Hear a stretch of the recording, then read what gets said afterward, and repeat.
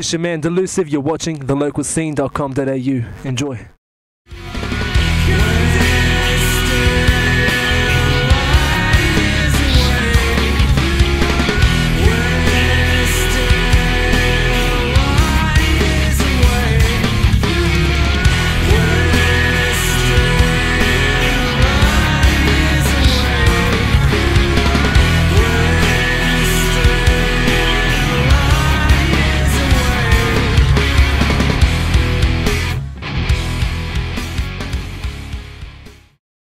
Hi, I'm Amanda Easton and you're on The Local Scene.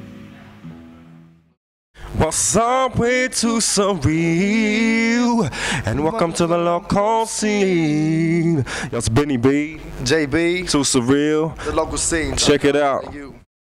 Hi there, you're on The Local Scene. A couple of weeks ago I spoke with Phrase, courtesy of Universal Music, and we spoke about touring, his influences and the future of Oz hip hop.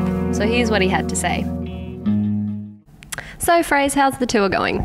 Tour's been awesome. I'm doing the Bliss and Esso tour at the moment, so those guys are crazy to tour with. It's kind of hectic, but we've done like Adelaide, Geelong, Melbourne. I'm up in Sydney at the moment, so doing this leg of it, but it's been good fun.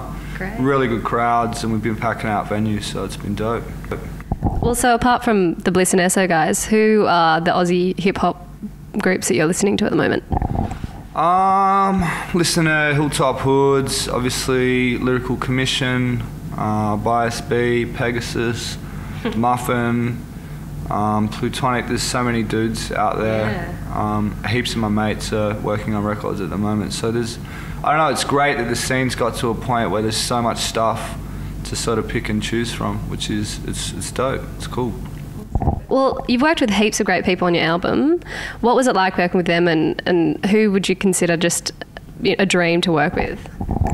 Working with the guests on the album was crazy. I ended up hooking up with Maestro, who's from the UK, and he'd heard of Daniel Merriweather and myself while he was on tour, and said, hey, look, if you've got a studio, we should hook up and do something. I worked with Brad Strutt from Lyrical Commission, who in like Aussie rappers terms is probably my favourite MC. He's just, the way he works linguistically and twists everything he says is cool.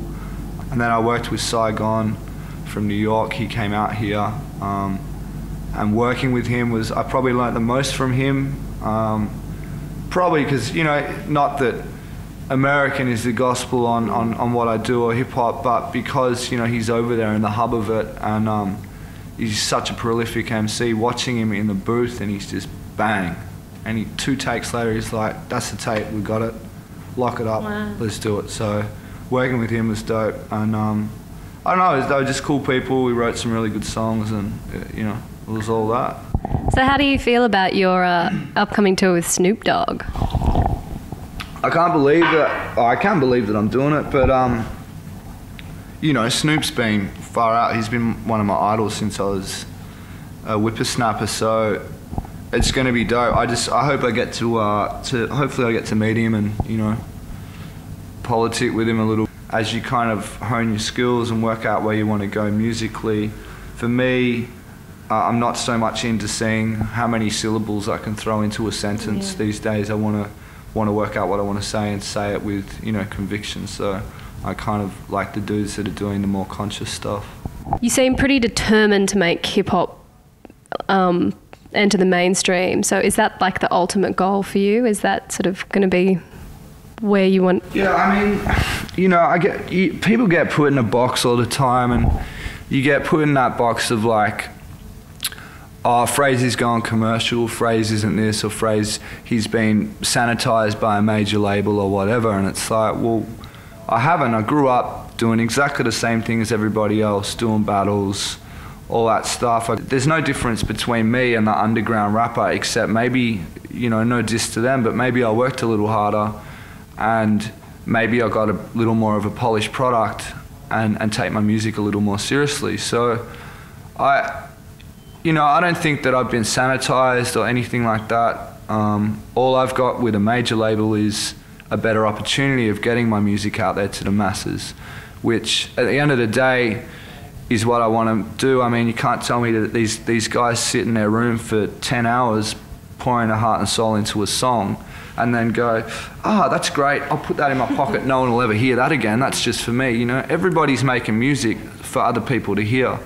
And I think, maybe I'm wrong, but I think a lot of these people would be lying, and I'd be lying to myself if, for me, having as many people as I can hear my music is what I want. That's why I write it. That's why I spend time in a studio and do what I do, because I want other people to hear the story and get the same enjoyment out of listening to it that I did making it. So if I can get hip hop out there out to the masses and help for, it's going to help other people coming up, young dudes coming up that can look at it and go, hang on, maybe there is money in this. Like for me, I see it as a career, you know what I mean? I'm on a major label, I got major budgets to meet and major tours to do, and I'm making money off it. I don't work anymore, I work full time doing music, so the more of that, the better.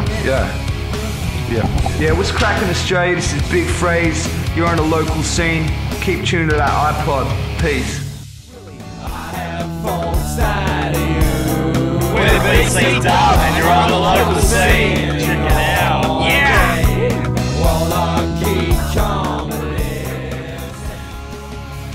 So much more to come on the local scene. We have got Nardo, Nucleus, Amanda Easton, Von Rock and String Theory, and some incredibly exciting news about Brisbane, Adelaide and Melbourne. So, I will catch you next time. I'm Naomi and you are on the local scene.